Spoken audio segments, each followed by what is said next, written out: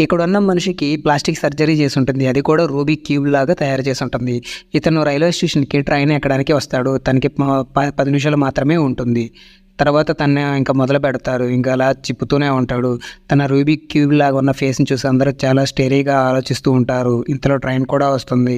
తనకి pressure build అయిపోతుంటుంది. తన face ఇంకా సెట్ కాదు.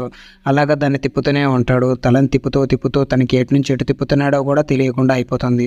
చూసేవాళ్ళకి వింతగా అనిపించినా తను మాత్రం తిప్పుతూనే ఉంటాడు. తర్వాత ఇంకా ప్రెషర్ బిల్డ్ అయిపోయి ఏం చేయాలో తెలియక తన దగ్గర ఉన్న డ్రింక్ బాటిల్ తీసుకొని దాంతోటి తాగుతాడు. తాగిన తర్వాత దానికి ఒక ఐడియా అనేది వస్తుంది. ఆ ఐడియాతోటి తను మళ్ళీ దాన్ని స్టార్ట్ చేయడం మొదలుపెడతాడు.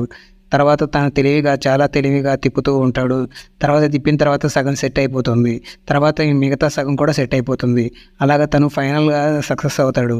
ఇంతలో అది మొత్తం తయారవ్వడానికి తనకి 2 అవర్స్ పడుతుంది. ఇంతలో ట్రైన్ కూడా వెళ్ళిపోతుంది.